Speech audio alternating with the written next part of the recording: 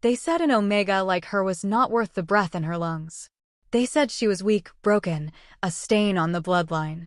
But when the rogue came through the fence with murder in his eyes and a child bleeding at her feet, the warriors were miles away. The guards were nowhere. Only she stood between the monster and the boy. She did not know the child was royal. She did not know the Alpha King was watching from the treeline. And she certainly did not know that the moment she threw herself in front of those claws, she lit a fuse that would burn her old pack to ashes. This is the story of how the rejected became the reckoning. The rain came down in sheets across the southern border barrens, turning the ground to black mud and filling the air with the smell of rust and rot. Eva Carter crouched in the doorway of the crumbling guard post, her fingers wrapped around a crude stake she had sharpened from a broken fence post. Her ribs showed through the thin fabric of her torn shirt. 3 weeks on half rations and fear had carved her down to sinew and bone. She could hear them out there beyond the fence. The rogues. Wolves who had lost their minds to bloodlust and hunger, who tested the barriers every night looking for a way in. Then she heard it. A sound that did not belong. A whimper.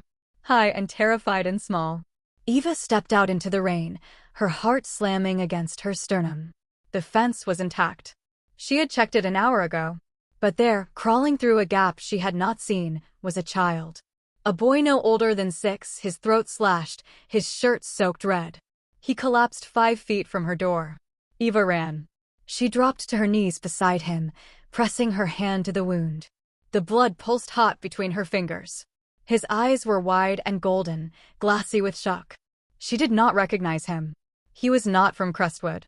His clothes were too fine, the fabric expensive, even torn and muddy. Behind him, the fence shook. Eva looked up. The rogue stepped through the gap the boy had made, his body massive and twisted. His fur was matted with filth, his eyes burned gold with madness, and his lips pulled back to show teeth like daggers. Saliva dripped from his jaws. He saw the boy. He saw her. And he smiled. Eva dragged the child behind her and stood. The stake felt like a toothpick in her hand. The rogue was twice her size, muscle and rage wrapped in a pelt that stank of death. She had no chance. She knew that. But she also knew what happened to children when rogues got hold of them. She had seen the bodies.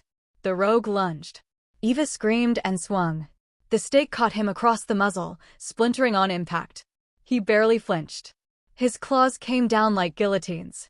She threw herself sideways, felt the wind of the strike pass her face. The boy cried out behind her. The rogue turned toward the sound. Eva grabbed a rusted chain from the mud and threw herself onto the rogue's back. She wrapped the chain around his throat and pulled with everything she had. He roared, bucking, slamming her into the fence post. Her vision went white with pain. She held on. He spun, claws reaching back for her. She saw them coming. She knew this was the end. Then he lunged for the boy one more time.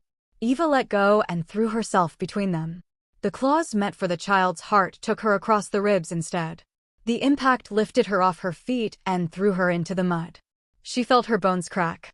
Felt the heat of her own blood spilling into the rain. The rogue stood over her, jaws opening for the killing bite. A shadow moved in the treeline. The rogue's head left his shoulders before Eva's next breath. One moment he was there. The next, he was collapsing in pieces, his body hitting the ground in a spray of black blood. A man stood where the rogue had been. He was tall, broad-shouldered, dressed in black, and his eyes were silver.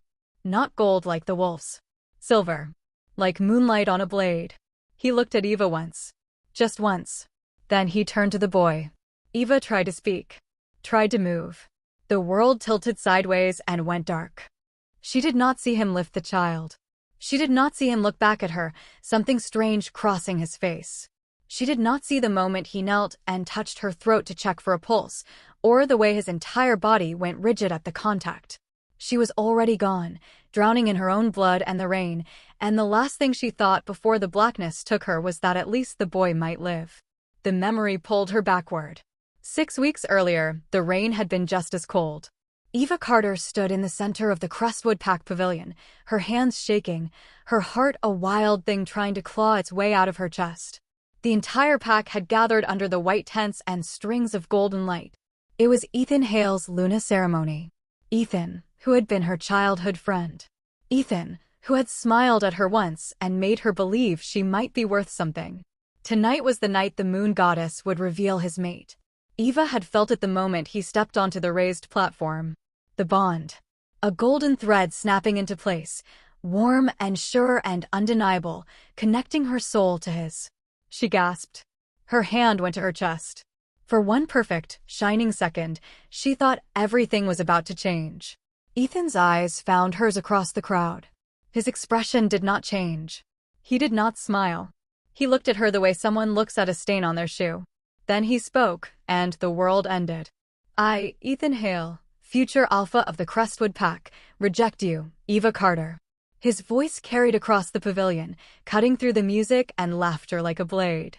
I will not bond with a weak, worthless Omega. I need a Luna, not deadweight. The crowd went silent. Then the whispers started, a hissing tide of shock and mockery. Eva felt the bond shatter. It was not a metaphor. It felt like her chest caved in, like her ribs splintered inward and punctured her lungs. She fell to her knees in the wet grass, gasping, clutching at her sternum. The pain was white-hot and endless. Ethan, please. The words came out broken. The moon goddess chose us. The moon goddess made a mistake. A woman's voice, sharp and sweet as poisoned honey. Celine Reed stepped out from behind Ethan, looping her arm through his. She was beautiful, with auburn hair and a smile like a knife. She was the daughter of the Southern Region Beta, and she had hated Eva since they were children. Ethan has already chosen me, Eva. He was just waiting for tonight to sever the bond legally. You should be grateful he is doing this in public. At least you will not have to wonder. The laughter started then. Low at first, then louder. Eva looked around the crowd, searching for a single friendly face. She found none. These were people she had grown up with. People she had served, cleaned for, bled for. And they were laughing. Ethan looked down at her, his jaw tight. You are dismissed, Eva. And since I do not want my Luna smelling your distress every time she walks past the kitchens, you are reassigned. Eva looked up at him, rain and tears mixing on her face. Where? Southern Border Barons. The laughter stopped. Someone gasped. The Border Barons were a death sentence. It was where rogues tested the fences, where guards lasted weeks if they were lucky. It was 6 miles of cursed forest that bordered the ungoverned wilds, and no Omega had ever survived a posting there. That will kill me, Eva whispered. Celine leaned down, her smile widening. Then maybe you should not have been born an Omega, sweetheart. Eva waited for someone to object. The council sat in their high-backed chairs along the platform. Alpha Garrett Hale, Ethan's father, watched with cold eyes. Beta Karen, Celine's father, sipped his wine. No one moved. No one spoke. She was alone. Ethan waved a hand. You leave tonight. Do not bother packing. There is nothing at the Barrens but a shack and a fence. If you are still breathing in a month, we will send supplies. Eva did not remember standing. Did not remember walking out of the pavilion. She moved through the crowd in a daze, her body numb, her mind blank. The bond was gone. The pain was gone. Everything was gone. She was hollow. She walked the 6 miles to the Southern Border Barrens in the rain. The forest swallowed her whole. The trees were ancient and twisted, their branches clawing at the sky. The path was overgrown, barely visible in the dark. She heard howls in the distance. Rogue howls. Wild and hungry and wrong. By the time she reached the guard post, her feet were bleeding and her clothes were soaked through. The post was worse than she had imagined.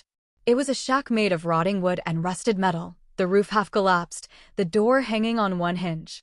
Inside was a cot with a moldy blanket, a table with 3 legs, and a single lantern with no oil. The fence was 10 yards away, a patchwork of chain link and barbed wire that looked like it would fall apart if she breathed on it wrong. There was no food, no water, no weapons. Eva stood in the doorway and stared out at the forest. She could see eyes glowing in the dark. Watching. Waiting. She did not cry. She was done crying. The first week, she nearly starved. She found a stream a 1/4 mile into the forest and drank until her stomach cramped. She scavenged wild mushrooms and roots, eating anything that did not kill her immediately. She learned to move quietly, to avoid the places where the rogue scent was strongest. She patched the fence with wire she pulled from the shack walls, her hands bleeding from the barbs. At night, she lay on the cot and listened to them testing the barriers. Claws on metal, teeth on wire. She did not sleep. The second week, she found a body. A guard who had been posted here before her. He was 3 days dead, torn apart just outside the fence line. She took his boots. They were too big, but they were better than nothing. She also took his belt knife, rusted but sharp enough.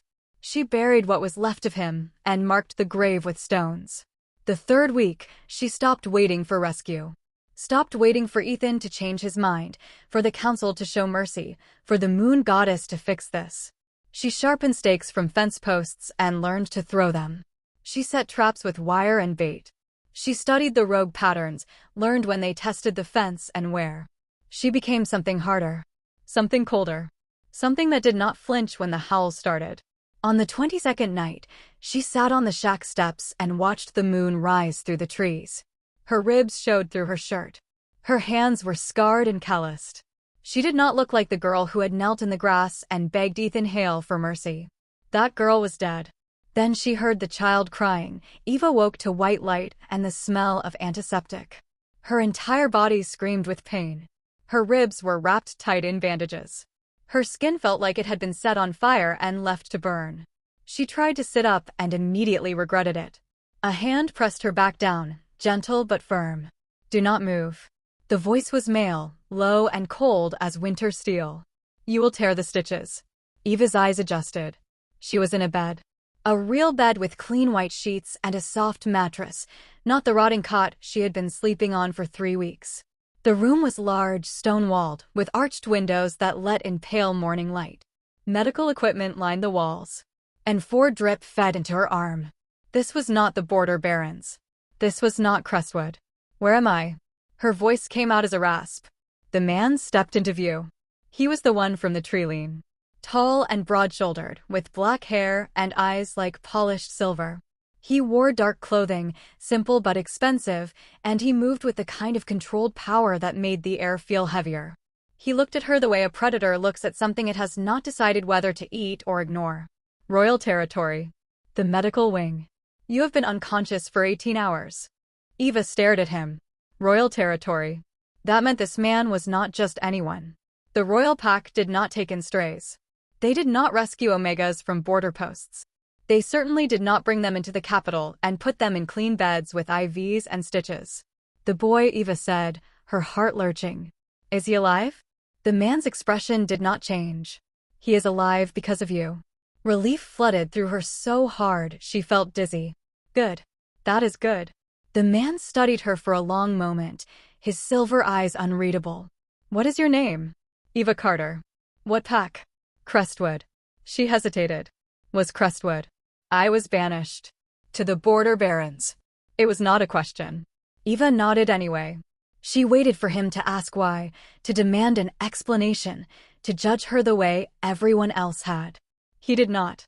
He just watched her with those unsettling eyes, and she had the strangest feeling he could see straight through her skin to the broken parts underneath.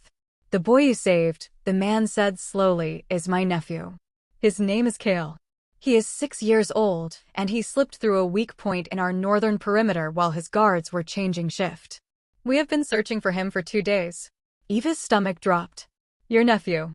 That means you are Rowan Black, Alpha King of the 5 territories."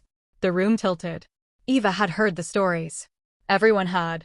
Rowan Black was the most dangerous wolf alive. He had taken the throne at 19 after his father was assassinated, and he had held it by being ruthless, cold, and utterly unstoppable. He did not have a mate. He did not have weaknesses. He ruled alone, and he crushed anyone who challenged him. And she had bled out in the mud in front of him. "I did not know," Eva said quietly. "I just saw a child who needed help." "I know." Rowan's voice was still cold, but something shifted in his eyes. "That is why you are alive." Eva looked down at her bandaged ribs. She remembered the rogue's claws. Remembered the impact, the tearing, the heat of her own blood. She should be dead. The fact that she was not meant he had saved her. The Alpha King had saved her.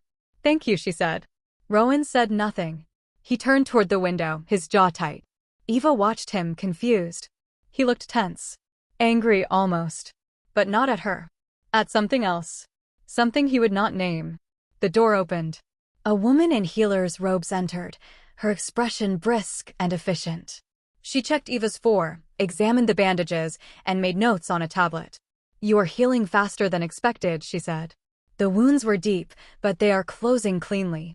You should be able to walk in a few days." Eva nodded, still watching Rowan. He had not moved. Had not looked at her since she thanked him. The healer left. The silence stretched. Finally, Eva broke it. "Why did you bring me here? You could have left me at the Baron's. You could have sent a medic. Why am I in the Royal Medical Wing?" Rowan turned. His eyes met hers, and for just a second, something raw flickered across his face. Then it was gone, locked down behind that icy mask. "Because I owe you a debt. You do not owe me anything. I did what anyone would have done." "No." Rowan's voice went hard. "You did what no one else did. My guards failed. My trackers failed. You, a rejected Omega with no training and no reason to care, stood between a rogue and my nephew and took a killing blow meant for him. I owe you a debt, Eva Carter. And I pay my debts." Before Eva could respond, the door opened again. This time, a small figure darted inside. It was the boy, Cale. His throat was bandaged, but his golden eyes were bright and alive. He ran straight to Eva's bedside and grabbed her hand. "You saved me," he said, his voice hoarse but earnest. "Uncle Rowan said you fought the monster. He said you did not run." Eva's throat tightened. She squeezed his small hand gently. "I am glad you are safe." Cale beamed at her. Then he looked up at Rowan. "Can she stay, Uncle Rowan? Please? She can live in the tower with us. She can teach me to be brave like her." Rowan's expression softened, just a fraction. "We will see, Cale. Let her heal first." Cale nodded solemnly. Then he leaned up and whispered loudly to Eva. He always says that when he means yes. Eva could not help it. She smiled. It felt strange on her face, like a muscle she had forgotten how to use. Cale grinned back and ran out of the room, his small feet pattering down the hall. The silence returned. Rowan stood by the window, his hands clasped behind his back. Eva could see the tension in his shoulders, the way his jaw clenched and released. He was fighting something. She did not know what. "I should let you rest," Rowan said finally. He moved toward the door. "Wait." He stopped. Turned. Eva sat up slowly, gritting her teeth against the pain. "Why do you look at me like that?" "Like what?" "Like I am a problem you do not know how to solve." Rowan's eyes flashed. For a moment, she thought he would not answer. Then he stepped closer, his voice dropping low. "Because you are." Before Eva could ask what that meant, he left. The next 2 days passed in a blur of healers, rest, and Cale's frequent visits. The boy was relentless in his affection, bringing her books and flowers and sitting beside her bed to tell her stories about his life in the capital. Eva learned that his parents had died in a rogue attack when he was a baby, that Rowan had raised him, that the Alpha King was cold to everyone except his nephew. Rowan himself did not return. On the 3rd day, Eva was strong enough to walk. A servant brought her clean clothes, simple but well-made, and helped her dress. Her ribs still ached, but the wounds were healing. She stepped out of the medical wing and into a hallway made of white stone and tall windows. The royal compound was beautiful. It was built into the side of a mountain, with towers that stretched toward the sky and gardens that cascaded down the slopes in terraces of green. Eva wandered slowly, taking it all in. She had never seen anything like this. Crestwood had been functional, plain. This was art. She found Cale in one of the gardens, playing with wooden swords under the supervision of a guard. He saw her and ran over, throwing his arms around her waist. "You're up. Does this mean you can stay?" Eva hesitated. "I do not know, Cale. I am not Pack. I do not belong here." "Yes, you do," Cale said stubbornly. "Uncle Rowan said so." "Did he?" Cale nodded. "He said you are under royal protection now. That means you're ours." Eva's chest tightened. She did not know what to say. Before she could figure it out, she felt it. A presence. She turned. Rowan stood at the far end of the garden, watching her. He wore training leathers, and his arms were crossed over his chest. Even from a distance, she could feel the weight of his gaze. It made her skin prickle. Cale waved at him. "Uncle Rowan. Come see." Eva is better. Rowan approached slowly, his expression unreadable. He stopped a few feet away, his silver eyes locked on hers. You should not be walking yet. The healer cleared me. That does not mean you should be walking. Eva lifted her chin. I am fine. Rowan's jaw tightened. Then he did something that shocked her. He reached out and touched her shoulder, just lightly, checking the placement of the bandages under her shirt. The moment his skin made contact with hers, the world exploded. The bond hit like lightning.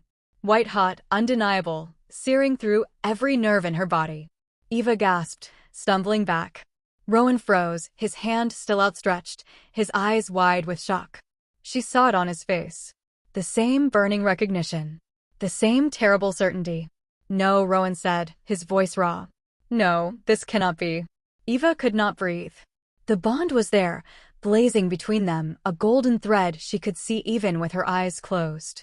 It was nothing like the bond with Ethan. That had been warm, gentle. This was fire. This was consuming. This was inevitable. You feel it, Eva whispered. Rowan stepped back like she had struck him. His expression shuddered. Do not speak of it. You cannot just ignore it. I tried that. It does not work. I am the Alpha King. Rowan's voice went cold, distant. I do not answer to the moon goddess. I do not answer to fate. And I do not need a mate. The words cut deeper than the rogue's claws had. Eva felt the rejection before it even came. She knew this story. She had lived it already. Of course, she said quietly. Why would you? I am just an Omega. Just the broken thing someone threw away. That is not what I said. It is what you meant. Rowan opened his mouth to argue. Then the courtyard doors slammed open. Guards rushed in, flanking two figures. Eva's stomach turned to ice. She knew those faces. Ethan Hale and Celine Reed stood in the entrance, dressed in formal pack regalia, their expressions tight with barely concealed fury. Alpha King Rowan, Ethan said, his voice smooth and cold.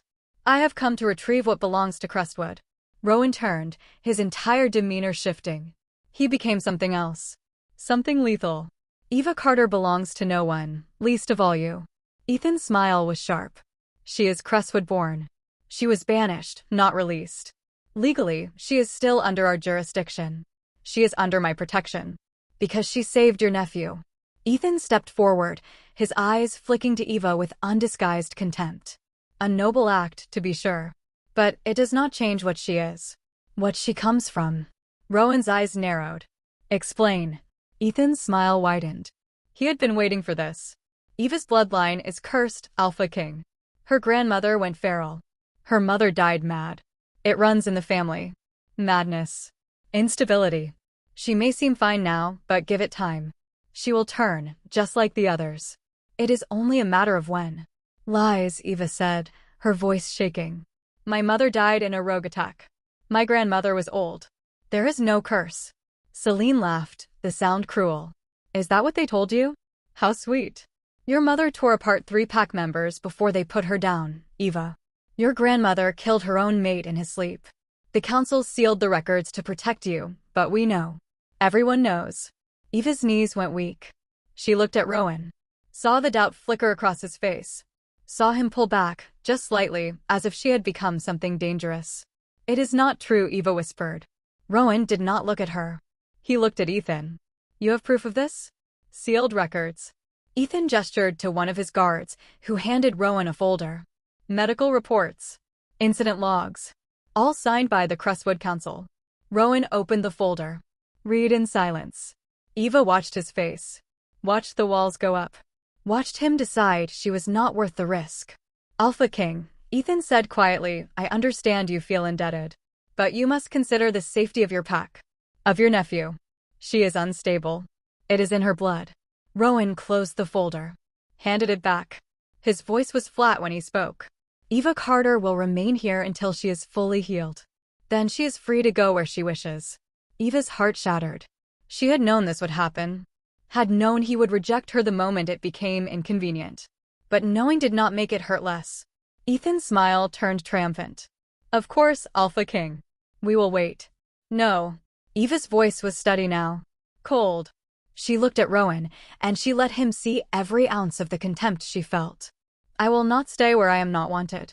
I will not beg for scraps from men who think I am too broken to deserve basic decency. I am leaving. Now. Eva, Rowan started. Do not. Eva stepped back. Do not pretend you care. You felt the bond. You know what I am to you. And you are still choosing to believe lies told by the man who threw me to the rogues. That tells me everything I need to know about what I am worth to you. She turned and walked toward the exit. Her ribs screamed. Her legs shook. She did not care. Rowan did not follow. Eva made it to the courtyard gates before the pain forced her to stop. She leaned against the stone wall, breathing hard, tears burning in her eyes. She had survived the border barons. She had survived Ethan's rejection. She would survive this too. Behind her, she heard Cale crying. Heard Rowan's voice, low and strained, saying something she could not make out. She did not look back. She stepped through the gates and started walking. She did not know where she was going. She did not care.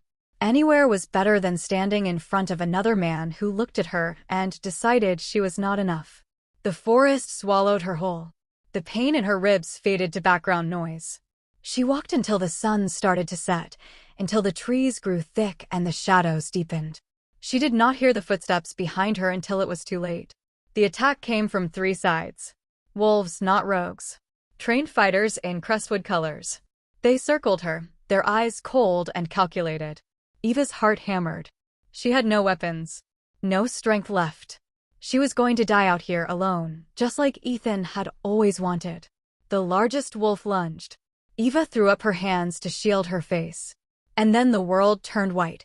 The white light exploded from Eva's body like a star-going supernova. It blasted outward in a shockwave that threw the 3 Crestwood enforcers backward, their bodies slamming into trees with sickening cracks. Eva felt it rip through her, this power she had never known existed, tearing apart the chains she had never known were there. Her ribs stopped aching. The wounds closed. The exhaustion that had dragged at her bones for weeks evaporated like mist in sunlight. She looked down at her hands. They were glowing. White light pulsed beneath her skin, running along her veins like liquid moonlight. The air around her hummed with energy. She could feel it in her blood, in her bones, in every cell of her body. This was not Omega power. This was something else. Something ancient. Something they had buried. The enforcers staggered to their feet, their eyes wide with shock and fear. The largest one, a scarred beta named Marcus, who had sneered at her in Crestwood for years, shifted back to human form. His voice shook when he spoke. What are you? Eva did not answer. She did not know. But she could feel her body changing, responding to the power flooding through her. Her bones lengthened. Her muscles coiled. The shift started without her permission, her body knowing what to do even if her mind did not. She had never shifted before. Omegas were too weak to shift fully. Everyone knew that. Everyone had told her that. Everyone had lied. The shift took her in seconds. No pain. No struggle. One moment she was human, the next she was wolf. But not the small, gray, broken thing she had always imagined herself to be. She was massive, nearly the size of the beta enforcers, with a coat that shimmered silver-white like starlight on snow. Her eyes burned gold, not with the madness of rogues, but with clarity, with power, with rage that had been building for 23 years. The enforcers backed away. Marcus raised his hands, trying for diplomacy now that he had seen what she was. Eva, listen. We were following orders. Ethan just wanted to make sure you did not cause trouble for the Alpha King. We were not going to kill you. Just scare you. Make you leave quietly. Eva's lips pulled back from her teeth. She did not believe him. She could smell the silver dust on their claws, the kind that burned and poisoned and left scars that never healed. They had come to kill her. To finish what Ethan had started when he sent her to the border barons. She lunged. Marcus shifted and met her midair. They collided in a tangle of claws and teeth, rolling across the forest floor. Eva fought with an instinct she had never known she possessed, her movements fluid and precise. She ducked under his strike, caught his throat in her jaws, and threw him into a tree. He hit hard and did not get up. The other 2 attacked together. Eva spun, her claws raking across the first one's ribs, her teeth finding the second one's shoulder. They were trained fighters, experienced warriors. She was an Omega who had shifted for the first time 60 seconds ago. It should not have been a contest. She destroyed them. The white light flared again as she fought, healing the scratches they managed to land, amplifying her strength until she felt invincible. She was faster than them, stronger, and she was furious. Every punch she had swallowed, every insult she had endured, every night she had starved at the border barons while they laughed, it all came pouring out in claws and teeth and righteous, burning rage. The last enforcer fell. Eva stood over the 3 broken wolves, her chest heaving, her coat stained with their blood. The white light dimmed but did not disappear. It settled into her bones, a steady glow that felt like waking up after a lifetime of sleepwalking. She heard the footsteps before she saw him. Rowan Black stepped out of the trees, his silver eyes locked on her. He was not alone. Behind him were 6 royal guards, weapons drawn, their faces shocked. They had followed her. Rowan had followed her. Eva shifted back to human form, the transition seamless this time. She stood naked in the clearing, covered in blood and dirt, her eyes blazing gold. She did not cover herself, did not cower. Let him see what she was. Let him see what they had tried to bury. Rowan stopped 10 feet away. He looked at her, then at the 3 unconscious enforcers, then back at her. His expression was unreadable. What did they do to you? His voice was quiet. Dangerous. They tried to kill me. Eva's voice was steady. Just like Ethan planned. Rowan's jaw clenched. He turned to his guards. Secure them. I want them conscious and able to talk when we return. The guards moved quickly, binding the enforcers in silver chains. Rowan stepped closer to Eva. She saw something in his eyes now. Not doubt. Not hesitation. Recognition. You shifted. Yes. Omegas cannot shift. Eva laughed, the sound bitter and raw. Apparently we can when someone is not dosing our food with suppressants for our entire lives. Rowan went very still. Suppressants. Eva nodded. She could feel it now, the absence of the fog that had always clouded her mind, the weight that had pressed down on her wolf.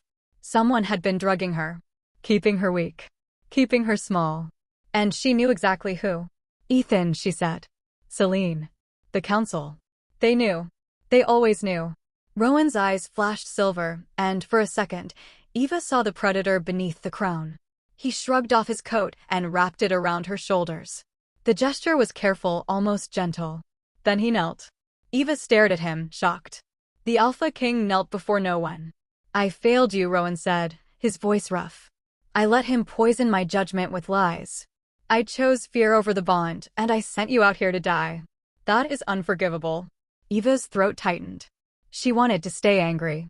Wanted to hold on to the rage because it was easier than the grief underneath. But looking at him kneeling in the mud, his pride stripped away, she felt the anger crack. You believed him over me. I did. And I will spend the rest of my life earning back what I threw away in that moment. Why? Eva asked quietly. Why does it matter now? You saw what I am. You know I am not the broken Omega you thought you were protecting out of pity. I do not need your guilt. Rowan looked up at her, and the raw honesty in his eyes nearly broke her. It matters because the moment I touched you, the bond told me you were mine. And I was too much of a coward to listen. It matters because you stood between a rogue and my nephew when no one else would. It matters because you survived 3 weeks in hell and came out stronger, and I repaid that by letting the man who sent you there convince me you were the threat. He stood, stepping closer. It matters because you are my mate, Eva Carter. And I choose you. Here. Now. In front of witnesses and the moon goddess herself. Eva felt tears burn her eyes. She had waited her whole life to hear words like that. To be chosen. To matter. But she had also learned what it cost to beg for scraps from men who did not value her. Choosing me is not enough, she said. I need you to fight for me. To believe me. To stand beside me when the world calls me weak or broken or cursed. Can you do that? Rowan reached out slowly, giving her time to pull away. She did not. He cupped her face in his hands, his touch careful, reverent. I will burn down every pact that ever hurt you. I will rewrite every law that ever called you lesser. I will stand between you and the world if that is what it takes. You are not weak, Eva. You never were. And anyone who says otherwise will answer to me. The bond flared between them, white-hot and undeniable. Eva felt it lock into place, the golden thread weaving around her soul and his until they were bound so tightly nothing could sever it.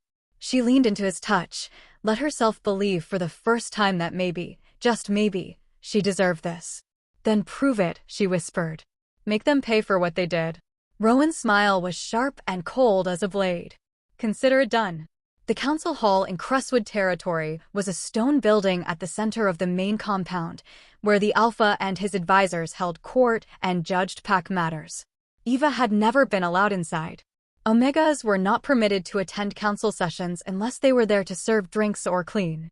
She walked through the doors now at Rowan's side, wearing clothes the royal guards had brought her, her head held high. The hall fell silent. Ethan sat in the Alpha's chair, Celine beside him, surrounded by the Crestwood Council. They had clearly not expected Rowan to return so soon. Ethan's face went pale when he saw Eva. Saw the way she moved, strong and whole and glowing with power. Saw Rowan's hand resting possessively on the small of her back. Alpha King, Ethan started, rising from his seat. I did not expect you so soon. We were just discussing. Sit down. Rowan's voice cut through the room like a whip. Ethan sat. Rowan walked to the center of the hall, pulling Eva with him. His guards followed, dragging the 3 bound enforcers. They threw them on the floor at Ethan's feet. These are your wolves, Rowan said. Crestwood sworn. Sent into my territory to murder a woman under my protection. Care to explain? Ethan's jaw worked. Those are serious accusations, Alpha King. I would never order such a thing. Really? Rowan gestured to Marcus, who was conscious now and staring at Ethan with barely concealed terror. Tell him what you told me on the way here. Marcus swallowed hard. He looked at Ethan, then at Rowan, then back at Ethan. Alpha Hale ordered us to follow Eva Carter when she left royal territory. He said she was dangerous. Said she would try to turn the Alpha King against Crestwood. He told us to make it look like a rogue attack. Lies, Celine hissed, standing. He is trying to save himself. You cannot trust the word of a traitor. Rowan smiled, and it was not a kind smile. No, but I can trust this. He pulled a small device from his pocket and set it on the council table. A recorder. He pressed play. Ethan's voice filled the hall, tinny but unmistakable. Follow her. Do not let her make it to another pack. I do not care how you do it, just make sure she does not talk. The Carter bloodline dies with her. The hall erupted. Council members shouted. Ethan lunged for the recorder. Rowan caught him by the throat and slammed him into the table. You lied to me, Rowan said, his voice deadly calm. You told me she was cursed. That her family went mad. You showed me falsified records to make me doubt my own mate. Why? Ethan gasped for air, his face turning red. She was never supposed to be anything. She was Omega. Weak. We kept her that way. We kept all of them that way. Rowan's grip tightened. Kept them how? Suppressants, Eva said, stepping forward. She looked at the council, at the faces she had known her whole life. You drugged us. Every Omega in this pack. You kept us weak so we would never challenge you. Celine laughed, the sound brittle and mean. Of course we did. Do you know what happens when Omegas figure out they have power? They stop serving. They stop knowing their place. You were born to a bloodline that should have made you a threat, Eva. Your grandmother was an Alpha-born wolf who made it an Omega. Your mother carried that strength. So we buried it. We told you that you were broken, and you believed us. The room spun. Eva felt Rowan's hand on her shoulder, steadying her. She had been right. She had always been right. She was not weak. She had never been weak. They had poisoned her, lied to her, and stolen 23 years of her life to keep her small. How many? Rowan demanded. How many Omegas have you done this to? Ethan did not answer. Celine smiled. All of them. Rowan released Ethan and stepped back. His voice, when he spoke, was cold enough to freeze blood. By the authority of the 5 territories, I hereby strip Ethan Hale of his title and rank. Crestwood Pack is dissolved, its members absorbed into royal or neighboring territories, pending individual review. Council members complicit in this will be tried for crimes against Pack law. You cannot do that, Ethan snarled. You need cause. You need proof. I have 3 enforcers who confessed to attempted murder on your orders. I have a recording of you admitting to bloodline suppression. I have a mate who bears the scars of the abuse you sanctioned. Rowan's eyes burned silver. I have all the proof I need. And your sentence? Celine asked, her voice dripping venom. What happens to us, Alpha King? Rowan looked at Eva. Your choice. Eva met Ethan's eyes. Saw the fear there now, the desperation. He had thrown her to the wolves and expected her to die quietly. He had never imagined she would come back.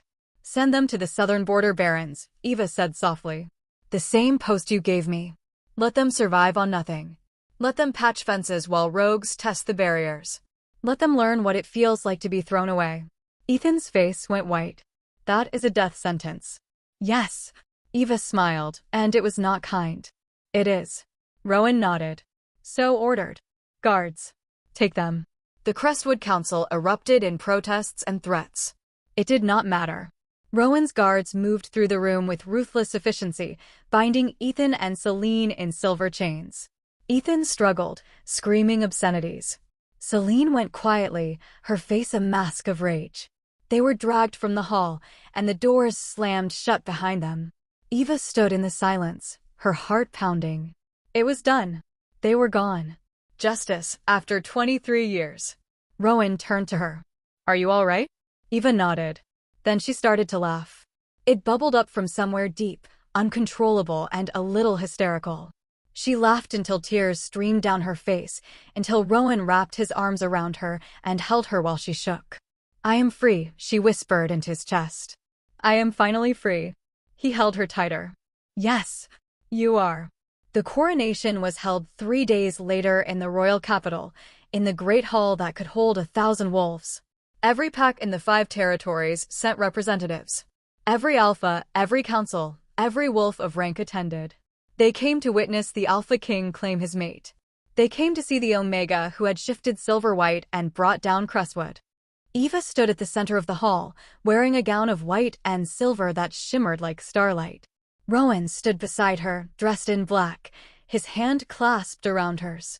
The bond between them hummed, visible to those who knew how to look, a golden thread that wrapped around them both. The head council member stepped forward, carrying the ceremonial chalice.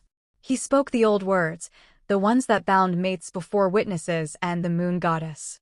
Eva barely heard them. She was too focused on Rowan, on the way he looked at her like she was the only thing in the world that mattered. Do you, Rowan Black, Alpha King of the 5 territories, claim this woman as your mate, your queen, your equal in all things? I do. Do you, Eva Carter, accept this claim and all that comes with it? Eva smiled. I do. Rowan lifted her hand to his mouth and bit down gently, his teeth breaking the skin just enough to draw blood. The mark. The seal. Eva did the same, her teeth finding the junction of his neck and shoulder. The bond flared white-hot, and every wolf in the hall gasped. They could feel it. The power. The connection. The undeniable rightness of it. When they pulled back, Eva's neck bore Rowan's mark, a silver crescent that glowed faintly in the light. Rowan's shoulder carried hers, smaller, but just as permanent. They were bound. Mated. Unbreakable. The hall erupted in cheers. Wolves howled, stomped, celebrated. Eva felt the weight of 1,000 eyes on her, but for once, she did not feel small. She felt seen. Rowan leaned down and kissed her, slow and deep and full of promise. When he pulled back, his voice was quiet enough that only she could hear. My queen. Eva's breath caught. She looked out at the crowd, at the faces that had once looked at her with pity or contempt. They looked at her with awe now, with respect, with fear. Cale pushed through the crowd, his small face beaming. He ran to Eva and threw his arms around her waist. She knelt, pulling him close. You are really staying, he whispered. I am really staying. Good. Because I need you. Uncle Rowan is scary sometimes, and you are not. Eva laughed and kissed his forehead. Then she stood, lifting Cale into her arms. She looked out at the gathered wolves, at the alphas and betas and warriors who had spent their lives believing that omegas were weak. That omegas were nothing. She raised her voice so every wolf could hear. I was told I was a mistake. I was told I was too weak to matter, too broken to be worth saving. I was thrown away, left to die, and expected to disappear quietly.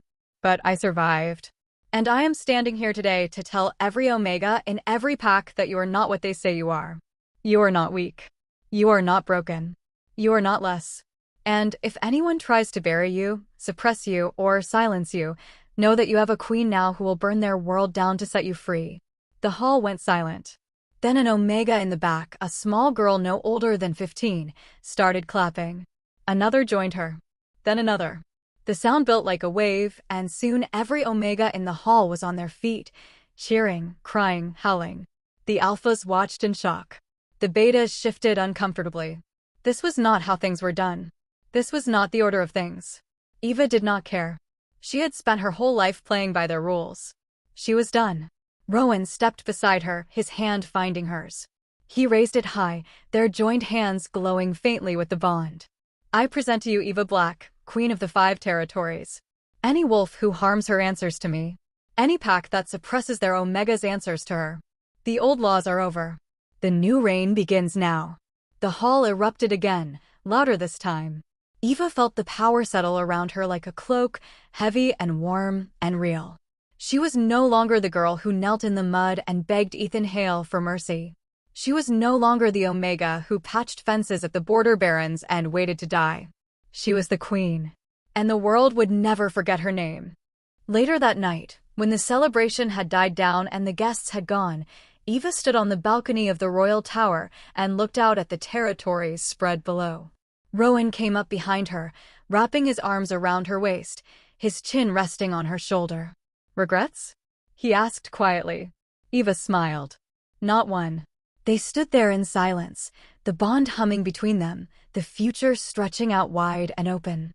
Eva thought about the girl she had been 6 weeks ago. Thought about the border barons and the rogue and the moment she chose to fight instead of run. Everything had changed in that instant. Everything. The mistake became the crown.